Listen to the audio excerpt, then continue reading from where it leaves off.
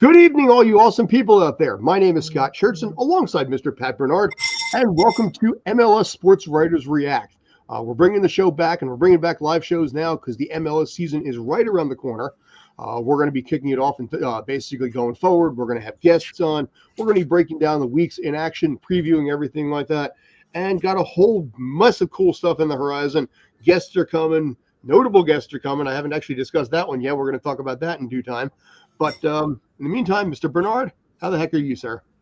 Good. How are you? I'm excited to talk some MLS soccer here this morning. I talked about the Philadelphia Union and trying to get all hyped up and pumped up for the season that's upcoming. Yeah, unfortunately, in your case, when it comes to the Philadelphia Union, is there a lot to really be hyped about? You know, I mean, let's put it right out there. You know, we're gonna listen.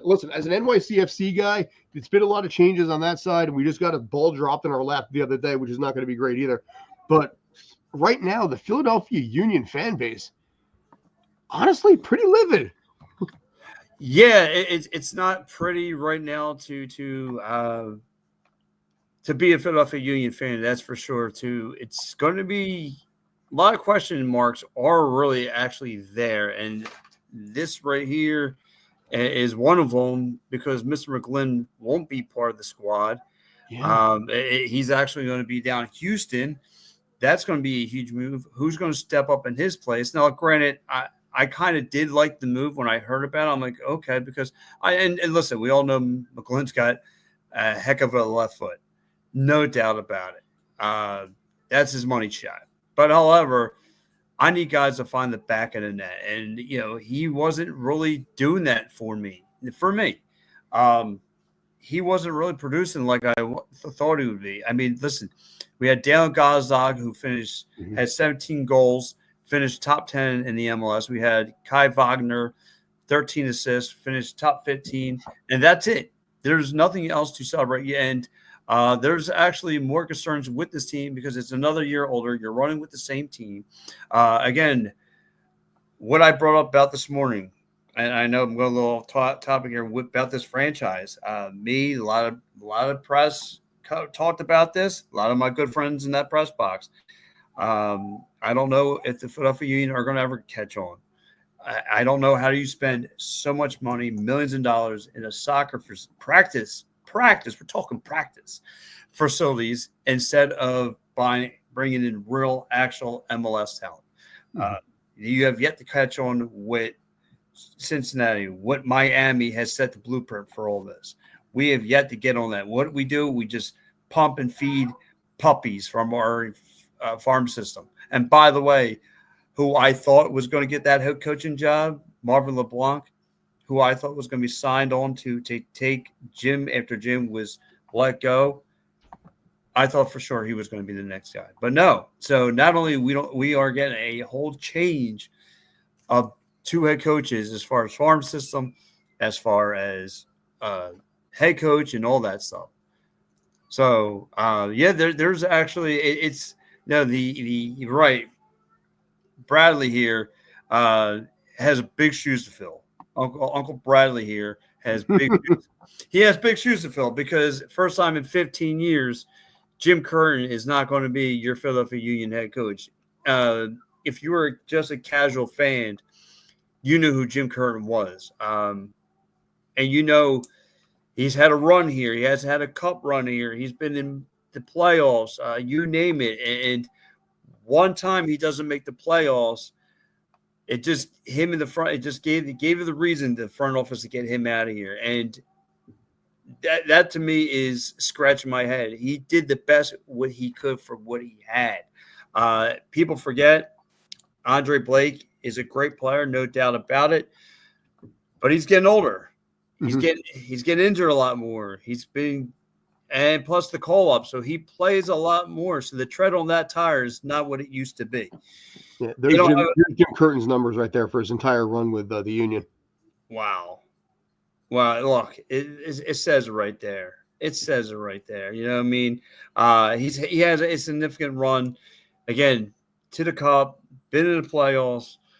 You name it, he's done it here in Philadelphia. He's been a role model for a lot of these young guys. Philly's own. and it's a shame because, and listen, Mr. Bradley, Uncle Bradley, again, has got big shoes to fill, and he's better. And if he fails, a lot of people are going to be looking at that front office like it might be time for Mr. Ernest to go. Well, see, here's the funny thing about this. And right now, it caught a lot of people off guard when the St. Louis team actually let go of Bradley Cannell because he had a great inaugural season with St. Louis. You know, that team was not expansion teams typically don't do anything right out of the gate. And they made the playoffs and they had a good first year. Their second year, their sophomore year struggled. But in today's MLS league and in today's sports in general, it's a very TikTok heavy mentality. So the problem is if you don't have success now, you're gone. And it doesn't really matter what you did yesterday. It doesn't matter what you did last week. It's all about the wham. It's all, actually the wham, really. What about now? And you see somebody here who has had good numbers, in this case, St. Louis obviously had a very bad season, but as a result, you have somebody here. Yes, it's not Jim Curtin. And listen, you know Jim Curtin better than I did, but I did get to know him a little bit. And Jim Curtin was a peach of a human being. I always loved before every press conference, he'd always thank Erica. He'd always thank Nico. He'd thank the crew that was behind the scenes setting up the press conference. And I never saw that out of anybody at NYC or EFCFC or any of the other teams out there. Wilfred Nancy would do stuff like that, granted, but Wilfred Nancy is also a gem of a human being that way as well. But he always did that every single time, and I always liked that, and I always respected that. And while I don't expect Bradley Cannell to do that, he does carry with him the potentiality of being different, of being better. And that's look, if he somehow turns his franchise around. If they come out 5-0, he's going to catch a lot of people's eyebrows. If he comes out 0-5, it's going to catch a lot of people's eyebrows. But like you said, it's hard to replace a guy who's been with this franchise for over a decade, who's not like you just said. I think the most important thing, and I think a lot of people a lot of Union fans are upset about, is because Jim became attached to people. He treated people. He was well respected around the league. He shook, like you just said, he shook before every press box, shook your hand as he came in there. Hey, how you doing? And I never will forget the one press conference that stood out to me the most. A buddy of mine asked the question, and he got, I won't say snippy with it, but he's because at the time the Phillies were losing, the Union were losing. Somehow there was like a parallel. And Jim's like, let me stop it right there. There's no parallel from what happens in my locker room, what happens to the Phillies. He's like, listen, I'm a fan of the Phillies just like you guys. I pay for a ticket just like, what I mean? So, I mean, he opened that. Like, and he's like, there's no parallel from what goes on here and what goes on to the Phillies locker room. It's two different things. And I respected that. I was like, wow. And he came out and said it, and he was, like I said, he's been great about it. Look, when the team wasn't playing good this year, he took on the hard questions. He took it on like a champ. He took it on and stood tall about it. Listen, the team was at its worst midsummer, to the point where the hardcore fan base was ready to walk out. They turned it all around and just missed the playoffs. Look, they got cold feet coming down the stretch. You can't blame the coach at that point. You have to blame the talent has to take responsibility. At some point, the coaching owns like 25%. The talent's talent. They got cold feet coming down the stretch, and I don't know what their answer is going to be. The Union's answer going to be after this. I mean, again, a coaching change it might motivate a team, but after that, what? I mean, again, you have an aging goaltender to me who's been running around all summer long, getting call-ups. Constantly between the pipes. I think he's getting worn thin. I think injuries are starting to catch up on him. And that's not the way I want to remember Andre Blake. Then outside of that, you got an Ua who got better this year. You have a Daniel Gazdag, I just mentioned. You have Kai Wagner. But where else is the strikers going to come from? If you look today, I mean, you're still a Carranza is still a high, and he hasn't played for the team over here now. I will give Ty Baribo came out of nowhere and played better. I will say that's been a diamond in the rough. Brad seems like a boring yes man. Yes. I think that's Maybe you are a little bit because, like I said, when you come up with one specific head coach, it's very difficult to adapt to the second one. I mean, I'm on my third NYCFC head coach, so I'm a little used to it at this point. But it's hard to let go. Yeah. We'll talk about Nick Cushing in a second, how that actually is psychologically damaging my wife. No joke. Yes. But we'll get to that one. But no, listen, it's a shame. And like you said, it's what have you done for me lately kind of a league, right? And I thought hockey coaches were pretty bad of getting zipped. I mean, listen, this guy 2 years ago had you in a cup run. He just missed the playoffs. He wasn't where the Chicago Fire are at.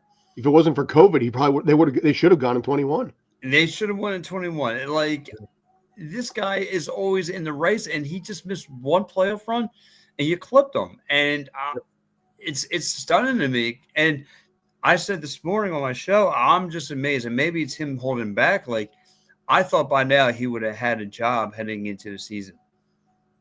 Maybe he's just taking some time off. And that's where I'm thinking this is probably all on him. And him. He pulled a Bill Belichick and just took a year off and just kind of these options. And, guys like him don't stay down forever. No, and listen, if he can snap his fingers and have a coaching job, I mean, every time I've heard against they played against somebody, I watch every press conference going to face the Jim Curtin team. What they all say, Jim Curtin's great. He's a great guy, well respected. Jim Curtin's great, well respected. Mm-hmm. It's everywhere. So again, like I said, it's curious to see what Bradley does. And like I said, if this gets ugly fast, a lot of balls are just going to roll their eyes and look at that front office. Yeah. Again, those are Bradley Cornell's numbers at this point. I mean, it's not bad for in this case here. I mean, the St. Louis, like I said, his St. Louis numbers were made worse by last season, and offset by the first season. But he has a good roster there and a good, for the most part, nucleus of guys. Yes, you lost Jack McGlynn. Yes, there's been some moves that have happened here, but the core is still basically there. And I think that's the biggest part of it. It's just working with the assistant coaches who stayed behind and getting a better nuance of that and better understanding of that. So, and really, and maybe he does have a better playbook. And to me, who's going to take that step forward? You lost Jack McGlynn. Who's going to take the step forward other than Gazdag, really? Mm-hmm. Who's going to come? I mean, Uwa took a nice step forward last year. Ty Bariba took a nice step forward last year. They were striking. But to me, I'm like, what else do you – and believe it or not, I got to say, one of the better moves that the Union did make is getting rid of that buffoon Elliott out of here and send him to that dumpster fire, Chicago Fire. That, I will say, it's been one of – because it's weird. Like, he couldn't defend unless Andre Blake was on the field. Like, that's the only person he listened to. Actually, speaking of the Chicago Fire, their head coach is Berhalter, who obviously came under a lot of challenges of his own, running the national team and everything. Do you think he can restore his credibility with the Fire? And maybe so, because I know there was a lot of coaching change, and maybe so, but that defense needs a lot of work, and it's going to. And look, I wrote into my notes. They might catch people sleeping this year. They might be a sleeper team.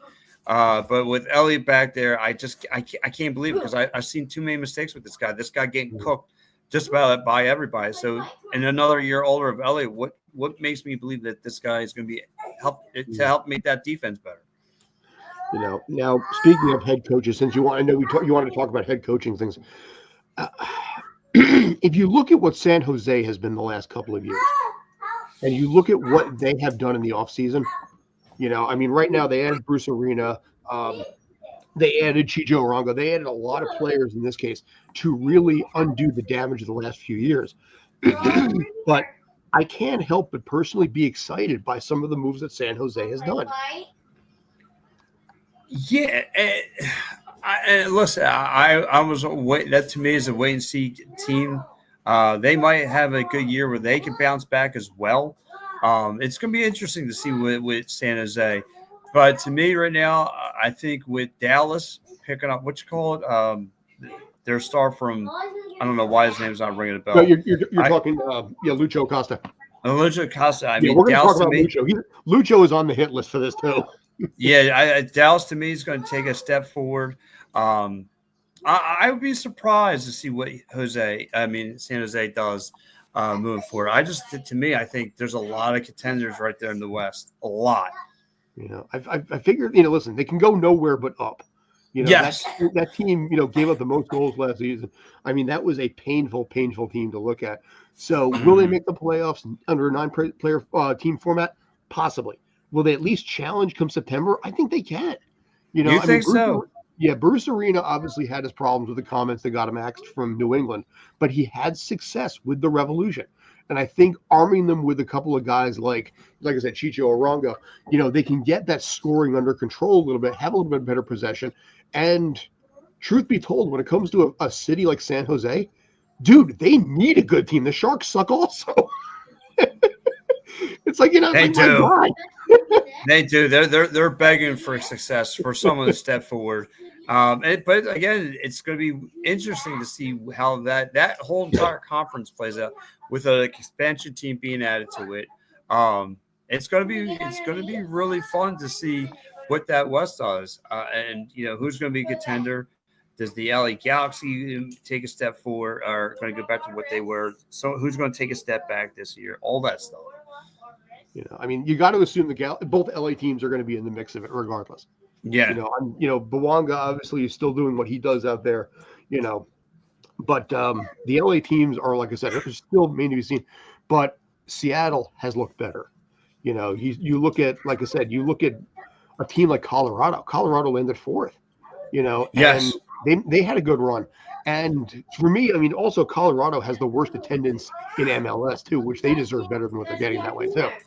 I absolutely agree with you, because I actually like, to me, Colorado was an upcoming team that came out of nowhere. I think they have a great, solid defense. I saw them winning games by 1-point differentials. And I'm talking about low, like a 0-1, 2-1, those kind of deals. I definitely liked what Colorado was bringing on. I thought they took definitely a big step forward. It's going to be interesting out there. I thought there was a team too in the East that came out of nowhere and made a nice little splash. Yeah, the Red Bulls. Well, I had listened to me. I was there when they beat NYCFC that night. We're going to talk about that game at City Field because that ended the season badly. Yeah, listen, I made I always break his chops, but I got to give the guy his due, as my man Jose Nunez. Me and him always have a good time, but he called it. He said, once they get Forsberg back, look out for the Red Bulls. They're going to make a splash. And when they knocked off Columbus, Rutrow, you know what I mean? They opened a lot of eyes, and for them to go on the run and become champions, man. And to see a rival to win a chance, but listen, I'll give credit for credit too. They made some moves. They came out of nowhere. But now the expectation, the target's going to be on their back, because last year there was a very big. Last year was one of those years where you had a lot of Cinderella teams. Atlanta took out Montreal and Inter Miami. We can talk Inter Miami because right now, that's right. That's right. Lionel Messi's last year in Inter Miami. There's talk that Neymar might come in there in the summer. Is Inter Miami going to go absolutely bananas to get Lionel Messi that championship? Because otherwise, what the hell was it all for? Yeah, right. And I took it that Inter Miami team, just like your every year Capitals team. They except for the 1 year they won the cup. But the Inter Miami was dominating this league until the playoffs, and then they ran out of fuel. Yeah. And then all it took – one thing I noticed about that Atlanta team, again, I talked about Colorado having a great defense. Atlanta had a solid defense, and they were hard to score on. And I saw firsthand sitting in that box. I mean, they really were shutting down everything that the Union were trying to throw at them. So – once I saw that, and then it played for it against Miami, man, it's got a limit. All they need some decent strikers, Mm-hmm. and that team could be really in a mix of something. Well, I mean, in this case, like I said, it's so much on Lionel Messi, but he has not. I don't think he's had a good impact, but I don't think he's had the great impact that MLS has been looking for in this case here. And you have to question, the amount of money they threw at him. And this is the thing that we've been talking about internally. I had a conversation with Robert Abramowitz, who's one of the radio guys for NYCFC, and in this case here, he brought up something very, very serious about this. He said they are Lionel Messi fans; they're not Inter Miami fans. Right. So if he goes somewhere else, wherever he goes, he's taking that fan base. You might get some stragglers left over for Inter Miami, fine. But what if he takes his skills back to Europe? What has MLS paid all of that money for? For a guy who just basically came in, sold a bunch of pink jerseys and then left. And his legacy is cemented. But I don't know. I mean, he's not the intimidating force I think a lot of people expected. When he was, I'll just say this one thing real quick. When he was at Yankee Stadium versus NYCFC back in September, he had the single lowest player rating of any player on that field that day. Wow. He had a 5.8, and it was lower than everybody in a 1-1 draw. Wow. Yeah. And that's what it was. Listen, like you said, the name, he is the, if you want to use it, he's the LeBron James of, like I said, they don't follow that team. They follow Messi. And I've seen, again, with my daughter being in cheer or whatever, if I go to the park with the kids, I mean, you can spot there's a kid that's going to be out there wearing a Messier jersey. Talent's talent. And when you're that good, that dominant for so long in your prime and has really done things that dominate, to me, it's a shame he didn't come here sooner. Mm-hmm. Because like you said, he could really be at the tail end of his career, and they really trying to make a run with that Miami team. But like I said, with old man, with Father Time planning, start to dwindle into his career, I don't know how much time he's got left. I don't know how much of a threat he's going to be as far as on the field. I mean, again, still have a playmaker, all that stuff, but I think the time for him, it may be running out. And then, whatever he chooses to do after this. Yeah. Maybe he'll buy the franchise or buy a franchise. I mean, this is the whole tie with David Beckham. Listen, the world's at his doorstep, whatever he wants it to be. Yeah, and listen, they got that brand new stadium. I think it's coming in, next year too, down there. I mean, listen, they made their money with the guy. There's no doubt. I mean, when you can rack up a new stadium by like tomorrow, there's no doubt that you've shown you made some coin off that fellow. But at the same time, I don't know if they made as much as they thought. I mean, because now we're going to year 3 of the Apple TV deal, and supposedly the ratings are still not there. Really? Yeah. I was reading something right now. I think they only got 500,000 views for the MLS Cup final. And the NWSL final, which was aired publicly, pretty much doubled what MLS had. Wow. I think there's still like a lot of old people, I shouldn't say that. A lot of people still not gravitate towards all these apps. They just want, it should be on Fox or a major sports outlet where they can watch it. And to keep it on an app, people have now to get Apple TV. But listen, it's the world we live in nowadays. You know what I mean? I mean, listen, if you want to watch Monday Night Raw, where you have to watch it? On Netflix. Yeah. Everyone's got to adapt to an app. This is a perfect example right here. So MLS Cup Finals, 468,000 across Fox and Fox Deportes. NWSL doubled it. Wow. CBS. That's the big difference there. MLS is not the powerhouse that NWSL is. Now, granted, young, attractive women in shorts has a big impact on that. I'm not going to deny that one. And I think a lot of it has to do with that. It is what it is. I mean, guys don't watch women's gymnastics in the Olympics for the talent, although some do. They do great. But it's more about young women in spandex. Young women. That's like I said. That's what's I think has a lot to do with this. And you look at these kind of numbers, and it's like NWSL killed the MLS and the Messi League. And that was, like I said, that's granted. That was public. That wasn't Apple TV. That was just Fox versus CBS. Right. So there's a lot of I'm telling you, that's all it takes. And this is where, and I love the NHL, but this is where you need to really marketing your guys. You have to start making stars, and the only way people will get stars is if you start marketing. Like Messi is great, but who else do you know if you're walking down the street? Who else would you be able to point out? Well, they did. It was interesting because they actually did an ad during the Super Bowl pregame show for MLS.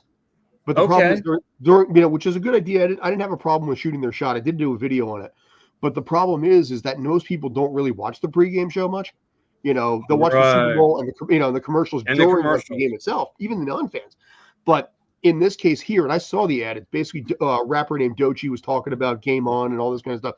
Messi and Kevin Sullivan and Cucho, or I'm sorry, Cucho, I'm sorry. But the problem is, like I said, it's like you're doing it when basically everybody's in the middle of eating and kibitzing. That was not really like the best time for it. Maybe it's all they can afford. But I don't see a problem with them at least trying to do something. But I just don't know if it was effective. Right. There's a lot of things they're going to have to do to make things effective. And it's weird because like you had me thinking about the numbers and all that stuff. And if I remember correctly, what I've got in when the Union made it to this finals, the TV ratings went up 20%. I think that was before the Apple deal though. Went up by 20. So it's crazy. You need to get it's mystery because oh my God. Hang on a sec. Yeah, you saw the 487 is what the LA RBNY game had. Yeah. That one right there, 2.155 million. That was the first year of the MLS deal, of the Apple TV deal, if I remember right. Wow. Yeah, so basically, and that's Fox and Univision being a big part of that too. But yeah, so in 2 years, you went from just 2.1 million down to less than 500,000. That's a 75% drop, more than 75%. Wow, and so that's when they went to Apple. Yeah. Wow. And again, it sucks because now again, a lot of people want to see that on basic television, want to see, or for here. And I don't know if they would ever do the deal, but even with the Philadelphia Wings here, they got their local channel, local sports channel. They don't, it's just on Apple and that's it. So if a Comcast Sportsnet would get involved or something like that, you need that now for that, or like you said, put it on the major market. And see what happens. I mean, keeping this on Apple it's hard. Yeah. Hard. I mean, it's funny because the Union didn't play in Coachella, but NYCFC and RBNY did. They pulled good numbers off YouTube with this, just on their own YouTube channel itself, and that was a huge part of it as well. And it really, really was impressive. So,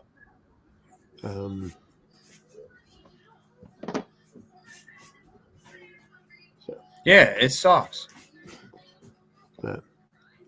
Yeah, I don't know. But it sucks. What happens? Here's the thing. Apple, I think at the end of the day, doesn't really care about MLS. They care about using MLS to showcase their skill set, which, to be fair, from a technical standpoint, for the most part, has been pretty impressive. But I think they're probably trying to take that and grab the next Jake Paul, the next, they're trying to grab the Super Bowl or something on a huge, huge level like this. Because eventually, streaming platforms is where the Super Bowl is probably going to go. World Series is probably going to go. And I think Apple TV is using MLS as a way to say, this is what we can do. Well, right. I mean, listen, now it's crazy because even with the NHL, there's between your Comcast channel, then they're on Disney Plus, they are on Hulu, they're on Cinemax. So, I mean, like I said, it's just unfortunately as long as those premium channels are willing to pay the bill, these markets are going to willing to give them to whatever they want. Now, I just looked at this just out of curiosity. So NYCFC versus Portland was 1.14 million. Then from there for the Philadelphia Union game, it went up by $1 million. And then from there, it went down to the first year for Apple TV. It dropped down to 815,000. Not brutal, great, but not brutal. But it went from basically 1.14 million down to 815 in the period of 2 years. And now it's down to less than 500,000. So it almost seems like the Apple TV deal is actually hurting the brand for MLS because, like you said, it's not specific. And when it comes to streaming platforms, Apple TV, with the exception of things like Ted Lasso or Severance or maybe a couple other things shrinking, for the most part, people really don't pay attention to it. Everybody knows Netflix. Everybody knows Hulu. Hell, even Peacock, I'd say even. Yes. And as a result, Apple TV is just sort of like over here, as like the Amazon Prime sort of thing, where it's like we make all of our money from something else, so we don't really care. Right. And maybe that's where the MLS maybe look to get into next. Hey, how can I get this thing over to Netflix? Yeah, I mean, there has to be some kind of a buyout contract. Garber may have to like eat some serious money to get out of this deal. I don't know, but in this case here, I think the way this is going, and this is something I think we'll probably have to go into in a little more detail. Next chance I get, I've known Joe Tollison, who's one of the MLS broadcasters for a while. I can ask him or I can ask Kanji just privately about what they feel about this whole thing. I am already aware of what Joe Tollison already feels about the deal. I already know his personal opinions. Right. Because he's the one that told me, he's like, Apple TV last year made $368 billion. A $250 million 10-year contract doesn't count as money to them. Wow. In a single year, they made over a third of $1 trillion. And this is $25 million a year. And as a result, but I mean, on the other side, for NYCFC, at least, some of the games were exclusive to an app only, because if the Yankees were playing on Yes, there was no way to watch an NYCFC game except for an app that barely worked, and would be blocked out in certain parts of New York City too. That's crazy. Yeah, they had the Derby game against the Red Bulls. I was up in Maine. I could watch it. People in the Bronx could not watch the game at Yankee Stadium on the app because it was blocked out. Right. Well, that's fine because that's happened down here. Because like again, local channels, like when the Flyers go to an ESPN Plus, we can't watch it. Like we can't watch it on regular. But if you could watch it, we couldn't watch it unless we had the app with it. So. It's very weird. It's very weird how that works out. And that's, like I said, so for NYCFC fans, it did mean something there because they could at least see it. But you guys had the Union on cable channel, I think 47 or something over there. Remember JD said something about that. Yeah. I want to say it was on channel 17 at the time that we did have it. And then, it did have a 7 in there. I got my. You're good. You're good. Yeah, channel 17 had it for a while. And it's crazy. Just remember, like it was yesterday when they introduced in the local news. They introduced all that stuff. Yeah, let me call you. Let me get right back. I gotta get to my son. I'll be right back. It's okay. I will handle this in the meantime. I'll talk basically. At this point, I might as well use this window because I was going to talk about it anyway. Figure let's talk a little bit of NYCFC because this is sort of my wheelhouse, just at least a little bit, as I'm going into now my 5th season covering the New York City Football Club. It's weird. The first game that I had in 2021 felt like it was yesterday. It was at Yankee Stadium. Was a game against, a very, very bad FC Cincinnati, team that won by 5 on that one. It was a good introduction to it. But at this point, there's been some changes in there. Head coach Nick Cushing was fired after the aforementioned NYCFC loss at Citi Field 2-0. I remember that press conference pretty well because I think he knew he was being fired after that game. I think the players also knew because I've been through playoff losses before. I've been through losses in the mixed zone and everything. And one of the things that I found personally is that there is a certain mentality in like a season-ending loss. But this one was different. It's like the players knew and, Nick Cushing knew. And that was actually the last time I talked to him, too. They brought in, head coach Pascal Janssen, who at this point has never actually coached at the MLS level or east or west of the Atlantic. So there remains to be seen a little bit about what, Janssen can do in this particular case. He is pretty personable. I think he has a slightly better personality than Nick Cushing. I liked Nick Cushing as a person. I will always be very grateful and very, very appreciative of the fact that he spent 30 minutes with my wife to talk about the mentalities of performance, to talk about competition.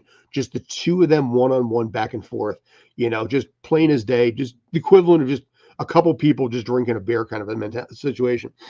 Because my wife had a swim competition. She had never really competed at a level this high before. And Nick Cushing spent 30 minutes with her to talk about how to handle that. And that's the Nick Cushing I'm always going to remember, the kind of guy who sat there and, just like I said, spent 30 minutes with my wife one-on-one to teach her how to handle nerves, handle anxiety. And one of the biggest takeaways that I had from that was that he said there's always three outcomes.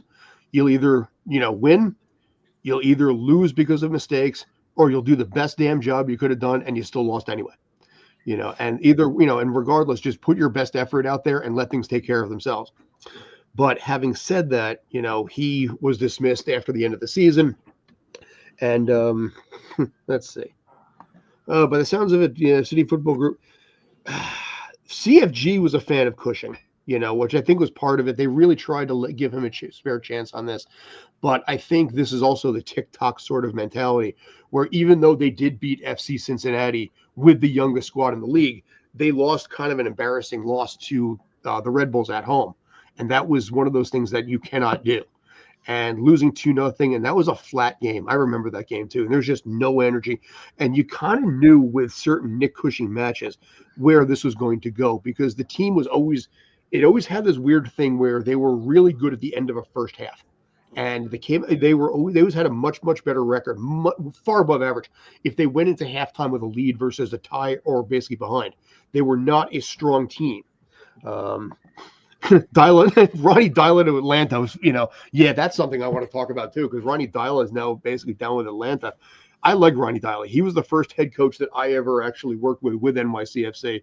And ironically, when Gudi Tararenson scored the game-tying goal to get them their first point in 5 games, I asked Ronnie Dylan in that press conference, I said, sometimes basically just a late score like this can spark a team. Do you think this is the spark your team needs? And his exact quote was, and I quote, God, I hope so. And they never lost again after that. And they won the cup final. So Ronnie Dylan, I think it's in June, he comes up to the Bronx and plays the NYCFC. So I think his return is going to be a popular one. But I'm curious to see what Pascal Janssen does. They've lost Santi Rodriguez. That is a huge loss. And I think it's going to really, really hurt Alonso Martinez because he fed Alonso the same way that Tyler Magno would feed Tati Castellanos, where they just had this tandem where one would give to the other and they'd open up that way. This is, I think, going to put a lot more pressure on Hannes Wolf. I think it's going to put a lot more pressure even on Munsef Bakrar, who yesterday in the Coachella match played on the wing as opposed to a striker. But if Alonso Martinez can score 13 goals, I think that's a decent run for what he has. But Pascal Janssen, I think from a fan's perspective, I think they're happy with. Nick Cushing was never really embraced by the fan base, no matter what he really did. Even when they beat FC Cincinnati, a lot of the response was, cool, show me what else you got. And you took the youngest team in the league and you beat Lucho Acosta, man. You did it. And it was, like you said, the youngest roster in the league. So the Cushing in was never really there. But I will say this, and you said this about Bradley Cornell, if Pascal Janssen has a rough start and they only get, like, say, 2 points in their first 5 games, watch the fans suddenly be like Cushing back. Yeah. Which I think is going to be so hypocritically hilarious that the fans are going to be, no, I was just kidding on that, I was like, no, I wasn't kidding about that. All the times I told him to go F off, I was kidding about that. Bring him, I mean, there were literally Twitter accounts dedicated to Cushing out. Wow. Yeah. I was going to say, there's one in particular that I'm thinking about. I was so afraid that Jim Curtin was going to be right here at the NYCFC doorstep. I almost I could live with that. I almost smelled it. I thought it was going to happen. I was like, watch. I said he was going to go there. I told this to Steve. I said, Steve, he's going to wind up going up there and being a nightmare. With the talent they got up there already, he was going to be a nightmare for the Philadelphia Union. And you're going to cause that front office nothing but haze. Oh, yeah, you want to get rid of me? I'll show you. Because that's pull a reverse Saquon. Right. It would have been a reverse Saquon. Like I said, that would have been my move. I would have come back to haunt Philly every which way possible if I got the axe off for one little move. Like like I said, me in the front office had some beef. You had found a reason, got rid of me. Okay, I'm making sure I'm coming back to haunt you every which way possible. And to be honest, I did have my hopes on that because, again, I mean, you knew Jim Curtin better than I did, but I did interact with him a fair number of times, and I liked him as a person. He had like that chill, laid back, successful energy about it. And I would have loved to have him start out every press conference by saying, like, thanks Esteban, thanks Livia. Yes. And like I said,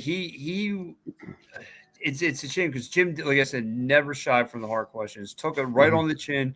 Especially like I said, through the course of the summer, when this team was as worse, everything. I mean, he was not afraid to answer anything that you had.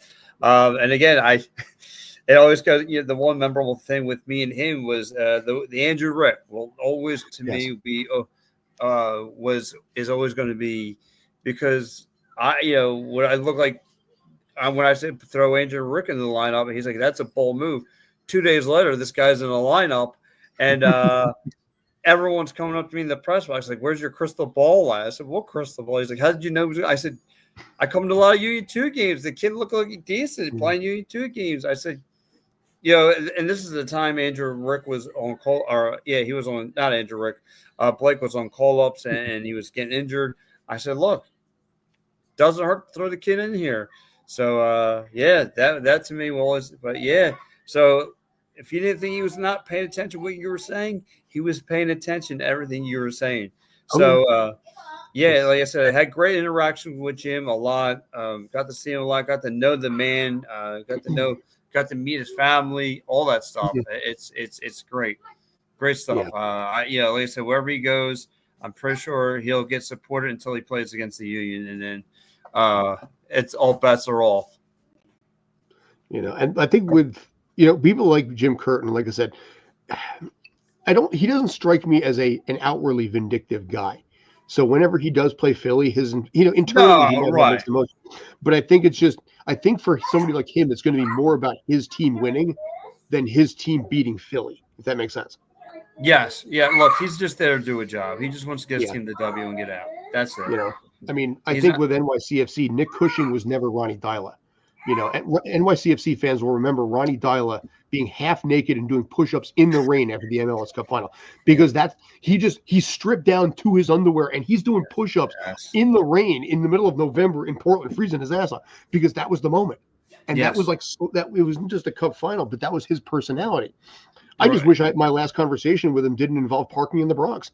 I wish I had a cooler conversation than that. Yeah. Listen, there's some people have that little Buddy Ryan in them, and there's some people that don't. And I mean, I heard crazy stories about Buddy Ryan and the way how he used to coach with the Birds. But listen, getting back to soccer though, like I said, there's a lot of moving parts. Like I said, curious to know how this Union team is. I think this Union team though. For a guy who covers it, I think this Union team takes a step back. I don't see it moving forward. I think they're going to come out blazing a little bit, playing for this coach, but still the same team, same situation. I love Andre Blake, but again, another year older. I don't know how much more he's got left in the tank himself. Dude, Guzan's 39. I think it's less wear and tear when you're a goalkeeper versus up front. That's true. That is true. I mean.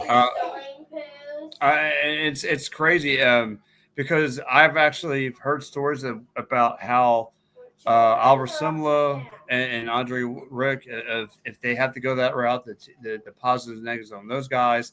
But again, to me, it's tough. It's tough.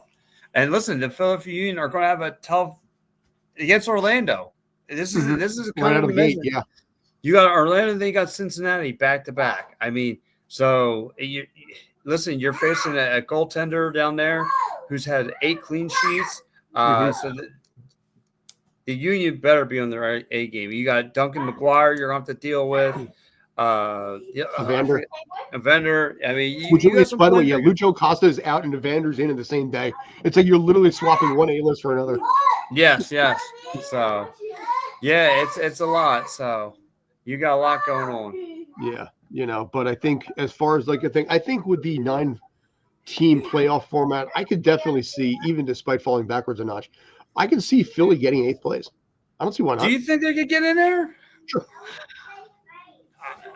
If I have to go 8, I think the Sullivan brothers, I think having that extra, giving Kevin an extra year to work alongside Jack, I've seen it from a hockey standpoint, what Luke Hughes has been alongside Jack Hughes, and what the kind of tandem so I see a similarity there in a lot of ways. Now, Kevin is younger, granted, but it's still, like I said, I think there's a good quality there. And again, for the most part, a lot of these guys are still there. Like you said, Blake is in the back, Rick is in the back, and I think, like I said, 8th place, 9th place. Yeah, I mean, you get 41 points. You're pretty much locked. Last year, Atlanta got in with 40 points. Right. Atlanta got in there. I definitely see DC still taking another step forward. I mean, as long as they got that kid Christian Bennick down there who can score goals, hopefully, if they get themselves decent goaltending. That's why I think they got Barraza. I think Barraza is going to be better. Listen, DC to me is going to be a step forward. Here's the thing: their defense and their goaltending was terrible last year, but adding Luis Barraza, who has team experience, and ironically reuniting him with Cody Mazzell, who's now the goalkeeper coach down there and was the 3rd string guy. Those two, I think they already know each other's systems pretty well. I think Barraza is a little bit of a hothead. Matt Freese was a lot more laid back, a lot more zen is the phrase I'd use.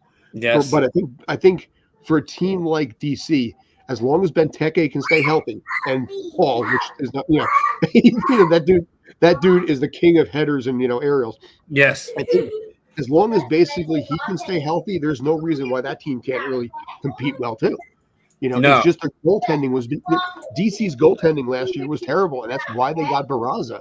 And again, tied up with Cody Mazzell, I think it's a great choice for them. Yeah, absolutely. I think they take a step forward. I want to say Cincy, for some reason to me, is going to take a step back, but I like Patrick Nunez as a coach. Again, from the Jim Curtin tree, I don't see them that much, but look, they're willing to give Acosta. You're speaking volumes. Columbus might take a step back as they well. Will. Columbus is in trouble. So listen, Atlanta will be there. New England might be taking a step forward. There's going to be some up and downs. Orlando will probably be in the mix of things right there in the middle of the pack. Charlotte will probably be in the middle of the pack. Again, Charlotte to me needs defense help, and so forth. Yeah, I think, Charlotte, I don't really know. I don't have a lot of – I don't know. I mean, I'd like to have some faith in them. We're on their mailing list, by the way, for that. I talked to Woody Wilder earlier this week on that. So we're going to stay up to date on updates and press conferences and whatnot for Charlotte this year too. Nice. I haven't. This is literally the first I've talked about it, but I've been working with Woody Wilder on that because Woody got his start from NYCFC, and I've been wanting to expand on the press conference announcements and all this kind of stuff. So we have that going on. But there's the official announcement. But in this case, maybe to wrap this up, we're closing in on an hour. I wanted to try and keep it for an hour, at least first time out. Sure. Let's talk Columbus. Because Columbus has lost not just Cucho Hernandez to Betis, but they have lost Christian Ramirez to LA. Now, Christian Ramirez, he's decent. I mean, he's gotten 8 goals in the last 2 seasons. But Cucho had 44 goals in 70 matches. And he is the big reason they won the MLS Cup final and also Leagues Cup last year. Right. Now, Wilfred Nancy is solid. Their goaltending is solid. Their goalkeeper, whose name escapes me right now, I think is entering the last year of his contract.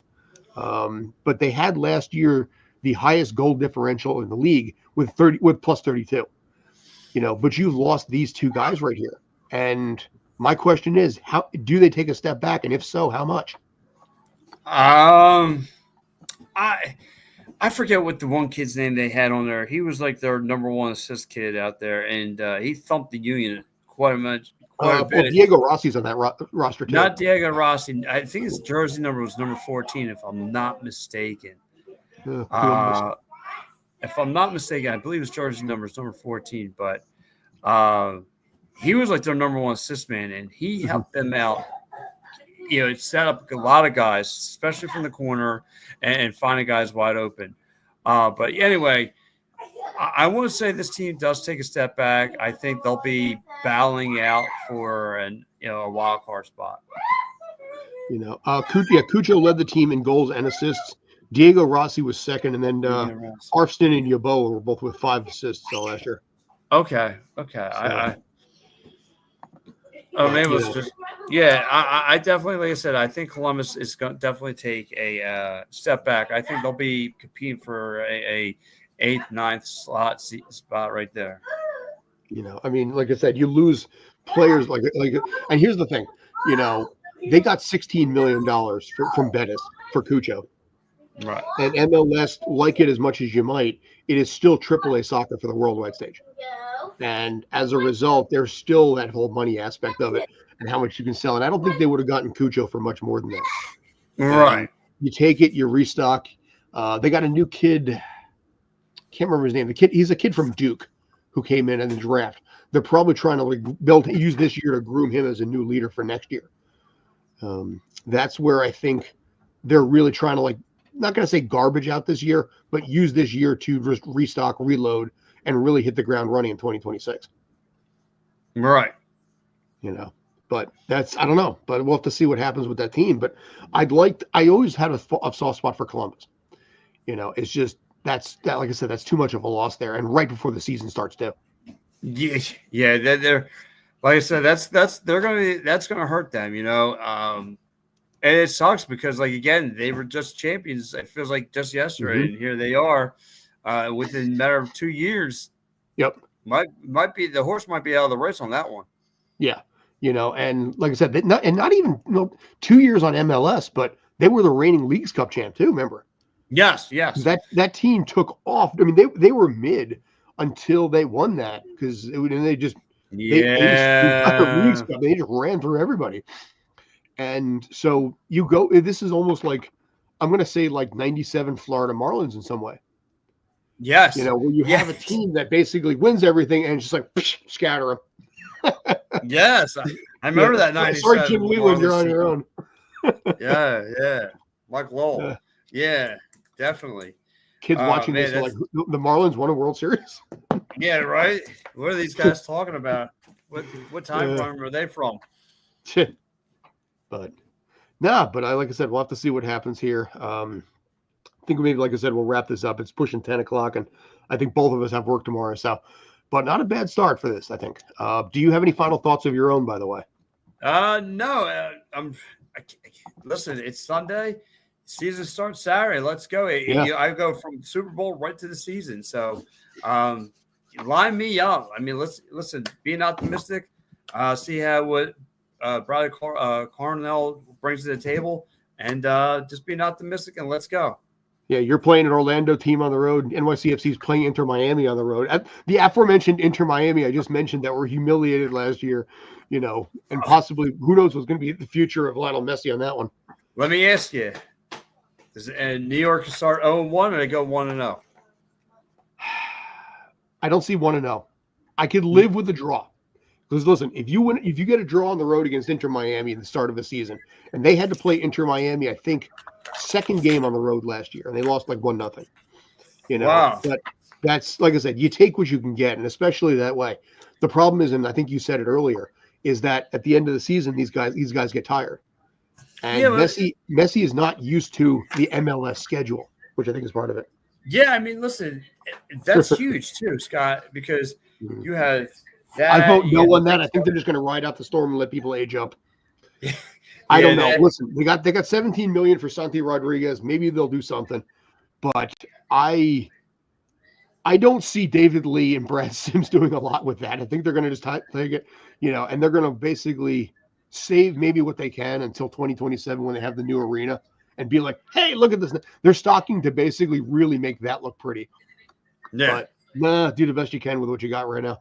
But Alonso and Bakra are a year older, and Matt Freese again is still Matt Freese. Good old Uncle Matt Freese, good guy Dude, there. listen, Matt Freese is a sweetheart of a guy. He really is. You know, I mean, I was shocked when they grabbed him, but then I got to know him and I was like, dude, this is a really cool guy. Yeah.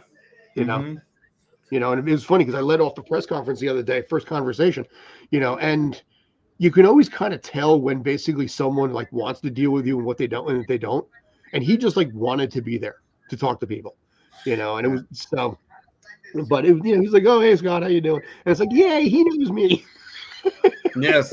You know, but to his credit, by the way, he did actually sign a soccer ball for my wife's nephew. So that was pretty cool. But yeah, no, I think if they get a draw, I'll take it. You know, but don't be surprised if they lose, and there's going to be, you know, there's going to be like Inter Miami hate on that first game. No, dude, it's going to be crazy. Like I said, I can't wait for the season to get started. I'm curious to know what the union do, all that stuff. It's going to be a lot of fun. Yeah, agreed. So anyway, we'll see what happens in a week. We'll see. You know, we'll see if the sky is falling after one game. But for the most part, it's a marathon, not a sprint. Yada yada. All those catchphrases. Yeah. So any final thoughts, sir? No, I'm good. All right. So on behalf of Mr. Pat Bernard over there, I am Scott Schertzen. Thanks for tuning in. I appreciate the questions. Appreciate the time. Take care. And as always, stay awesome.